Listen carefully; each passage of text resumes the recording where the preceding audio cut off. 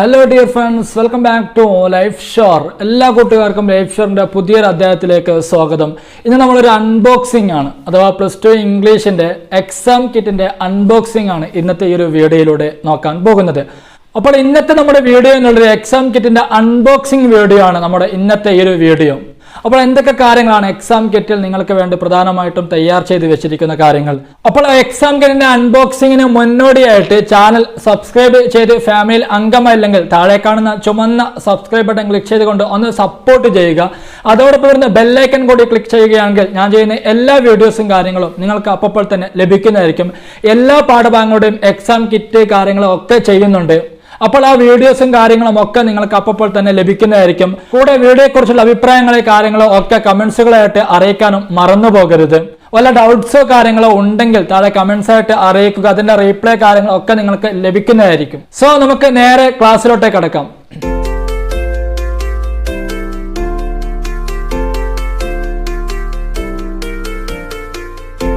അപ്പോൾ നമ്മൾ ആദ്യമായിട്ട് +2 ഇംഗ്ലീഷ് പാഠഭാഗത്തിലെ 3 ഇയേഴ്സ് ഓഫ് എംപവർമെന്റ് എന്ന പാഠഭാഗത്തിന്റെ എക്സാം കിറ്റിന്റെ അൺബോക്സിംഗ് ആണ് നമ്മൾ ആദ്യമായിട്ട് നടത്താൻ പോകുന്നത്. അപ്പോൾ എന്തൊക്കെ കാര്യങ്ങളായിരിക്കും ഈ ഒരു അൺബോക്സിംഗിൽ +2 സ്റ്റുഡൻസിന് വേണ്ടിയിട്ട് ഉണ്ടാവുക, എന്തൊക്കെയാണ് ഇതിൽ ഒരുക്കി വെച്ചിരിക്കുന്ന വിഭവങ്ങൾ എന്തൊക്കെയാണ് എന്നീ കാര്യങ്ങളൊക്കെ നമുക്ക് നോക്കാം. അപ്പോൾ എക്സാം കിറ്റിലൂടെ നിങ്ങൾക്ക് നൽകാൻ പോകുന്നത് ഈ ഒരു പാഠഭാഗവുമായി ബന്ധപ്പെട്ടുകൊണ്ട് പ്രധാനമായിട്ട് നമ്മൾ ഓർത്തു വെക്കേണ്ട ഇമ്പോർട്ടന്റ് ആയിട്ടുള്ള പോയിന്റ്സുകളാണ് ഒന്നാമതായിട്ട് നിങ്ങൾക്ക് ഈ ഒരു വീഡിയോയിലൂടെ നൽകാൻ വേണ്ടി പോകുന്നത്. അതോടുകൂടി തന്നെ ഈ ഒരു പാഠഭാഗത്തെ ബേസ് ചെയ്തുകൊണ്ട് എക്സാമിന് വരാൻ സാധ്യതയുള്ള ക്വസ്റ്റ്യൻസുകളും നിങ്ങൾക്ക് ഈ ഒരു എക്സാം കിറ്റിലൂടെ നിങ്ങൾക്ക് നൽകുന്നുണ്ട്. അപ്പോൾ ആദ്യമായിട്ട് ഈ ഒരു 3 ഇയേഴ്സ് ഓഫ് എംപവർമെന്റ് എന്ന ലെസൺ ബേസ് ചെയ്തുകൊണ്ട് നമ്മൾ ഓർത്തു വെക്കേണ്ട പോയിന്റ്സുകൾ എന്തൊക്കെയാണ് നമുക്ക് നോക്കാം. അപ്പോൾ കുറഞ്ഞ പോയിന്റ്സുകൾ മാത്രമേ ഉള്ളൂ. ഈ ഒരു പോയിന്റ്സുകൾ മാത്രം നിങ്ങൾ ഓർത്തു വെച്ചാൽ ഈ ഒരു പാഠഭാഗവുമായി ബന്ധപ്പെട്ട എല്ലാ കാര്യങ്ങളും നിങ്ങൾക്ക് പെട്ടെന്ന് മനസ്സിലാകുന്നതാണ്. അപ്പോൾ നമുക്ക് ആദ്യമായിട്ട് പോയിന്റ്സ് ടു റിമെമ്പർ, നമ്മൾ ഓർത്തു വെക്കേണ്ട പോയിന്റ്സുകൾ എന്തൊക്കെയാണ് എന്ന് നമുക്ക് ആദ്യമായിട്ട് നോക്കാം. അപ്പോൾ ഒന്നാമത്തെ പോയിന്റ്സ് ആണ് ഈ ഒരു പാഠഭാഗത്തെ ബേസ് ചെയ്തുകൊണ്ട് നമ്മൾ ഓർത്തു വെക്കേണ്ട ഒന്നാമത്തെ പോയിന്റ്സ് ആണ് 3 L's ആണ്, അഥവാ 3 എല്ലുകളാണ്. അപ്പോൾ 3 എല്ലുകൾ എന്ന് വെച്ചാൽ ഏതൊക്കെയാണ്? ഒന്നാമത്തെ ലേണിംഗ് ആണ്, പഠനമാണ്. രണ്ടാമത്തെ എല്ല് എന്നുള്ളത് ലേബർ ആണ്, തൊഴിലാണ്. മൂന്നാമത്തെ എല്ല് എന്നുള്ളത് ലീഡർഷിപ്പ് ആണ്, നേതൃത്വമാണ്. അപ്പോൾ ഈ ഒരു 3 എല്ലുകൾ നമ്മൾ പ്രധാനമായിട്ടും ഈ ഒരു പാഠഭാഗത്തെ ബേസ് ചെയ്തുകൊണ്ട് നമ്മൾ ഓർത്തു വെക്കേണ്ട 3 എല്ലുകളാണ്. ഇനി രണ്ടാമത്തെ മറ്റൊരു പോയിന്റ് ആണ് speech focuses on the importance of empowerment of women. സ്ത്രീകളുടെ ശാക്തീകരണത്തിന്റെ പ്രാധാന്യത്തെയാണ് പ്രധാനമായിട്ടും ഈ ഒരു പ്രസംഗം 3 ഇയേഴ്സ് ഓഫ് എംപവർമെന്റ് എന്നുള്ള ഈ ഒരു പ്രസംഗം പ്രധാനമായിട്ടും ഫോക്കസ് ചെയ്യുന്നത്.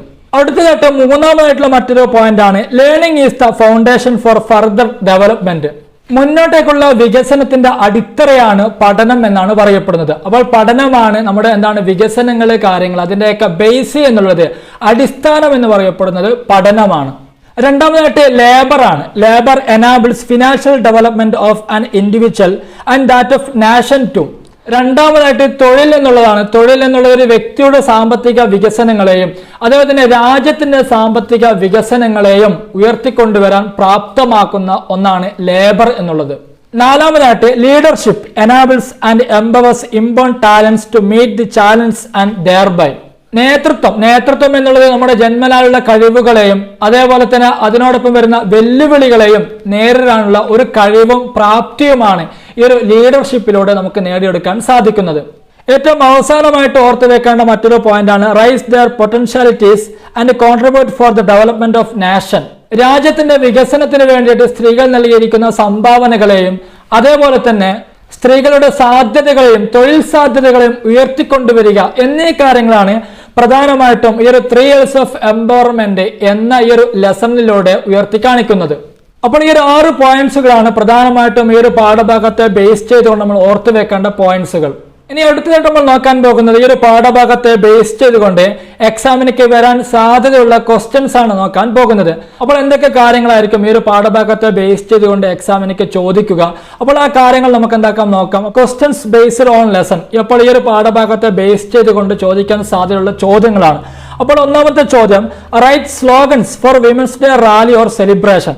അഥവാ അന്താരാഷ്ട്ര സ്ത്രീ ദിനത്തോടനുബന്ധിച്ചുകൊണ്ടുള്ള റാലിയിൽ അതല്ലെങ്കിൽ ആ ഒരു ആഘോഷത്തിന് വേണ്ടിയിട്ടുള്ള മുദ്രാവാക്യം എഴുതാൻ വേണ്ടിയിട്ടാണ് നമ്മൾ പറഞ്ഞിരിക്കുന്നത്. സ്ലോഗൻസ് എന്ന് വെച്ചാൽ മുദ്രാവാക്യമാണ്. അപ്പോൾ ഇന്ന് നമ്മൾ ഈ ഒരു എക്സാം കിറ്റിലൂടെ ഇതിന്റെ ക്വസ്റ്റ്യൻസ് മാത്രമേ നോക്കുന്നുള്ളൂ. ആൻസേഴ്സും കാര്യങ്ങളും ഒക്കെ നിങ്ങൾക്ക് ഇതിനോടൊപ്പം തന്നെ മറ്റൊരു വീഡിയോ നിങ്ങൾക്ക് നൽകുന്നതായിരിക്കും. രണ്ടാമത്തെ ചോദ്യം എന്നുള്ളത് write up or panel discussion on women empowerment. സ്ത്രീ ശാക്തീകരണത്തെ കുറിച്ച് പാനൽ ഡിസ്കഷൻ അല്ലെങ്കിൽ റൈറ്റ് അപ്പ് തയ്യാറാക്കാൻ വേണ്ടിയിട്ടാണ് രണ്ടാമത്തെ ചോദ്യം ചോദിച്ചിരിക്കുന്നത്. മൂന്നാമത്തെ ചോദ്യം as a woman how can you contribute for the development of country. സ്ത്രീകളെ സംബന്ധിച്ചിടത്തോളം രാജ്യത്തിന്റെ വികസനത്തിന് വേണ്ടിയിട്ട് എങ്ങനെയുള്ള സംഭാവനകൾ കാര്യങ്ങൾ ഒക്കെയാണ് അവർക്ക് നൽകാൻ കഴിയുക എന്നുള്ളതാണ്. അപ്പോൾ സ്ത്രീകൾക്ക് എങ്ങനെയാണ് ഒരു രാജ്യത്തിന്റെ വികസനത്തിൽ പങ്കാളികളാകാൻ എങ്ങനെയാണ് കഴിയുക എന്നതാണ് മൂന്നാമത്തെ ചോദ്യം. നാലാമത്തെ ചോദ്യം what should be done for empowerment of nation apart from 3 Ls.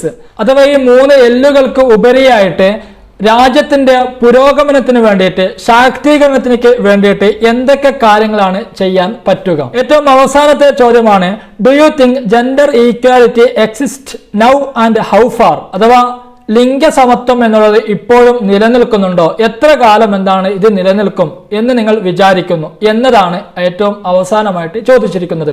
അപ്പോൾ ഇത്രയും ചോദ്യങ്ങളാണ് പ്രധാനമായിട്ടും ഈ ഒരു പാഠഭാഗത്തെ ബേസ് ചെയ്തുകൊണ്ട് ചോദിക്കാൻ സാധ്യതയുള്ള ചോദ്യങ്ങൾ. അപ്പോൾ ഈ ചോദ്യങ്ങളും അതേപോലെ തന്നെ പോയിന്റ്സും കാര്യങ്ങളും ഒക്കെ നമ്മൾ ഓർത്തു വെക്കുക. ഇതിന്റെ ആൻസേഴ്സും കാര്യങ്ങളും ഒക്കെ നിങ്ങൾക്ക് മറ്റൊരു വീഡിയോയിൽ നിങ്ങൾക്ക് നൽകുന്നതായിരിക്കും. അപ്പോൾ വീഡിയോയും കാര്യങ്ങളും ഒക്കെ നിങ്ങൾക്ക് ഇഷ്ടപ്പെട്ടാൽ നിങ്ങളുടെ ഫ്രണ്ട്സിലേക്കൊക്കെ ഒന്ന് ഷെയർ ചെയ്ത് സപ്പോർട്ട് ചെയ്യുക. കൂടെ ലൈക്ക് ചെയ്യാനും മറക്കരുത്. അതോടൊപ്പം തന്നെ വല്ല ഡൗട്ട്സോ കാര്യങ്ങളോ ഉണ്ടെങ്കിൽ നിങ്ങൾ താഴെ കമന്റ്സ് ആയിട്ട് അറിയിക്കുക. അതിന്റെ റീപ്ലൈ കാര്യങ്ങളൊക്കെ നിങ്ങൾക്ക് ലഭിക്കുന്നതായിരിക്കും. പുതിയ മറ്റൊരു വീഡിയോയുമായിട്ട് നമുക്ക് വീണ്ടും കാണാം. Thank you for all.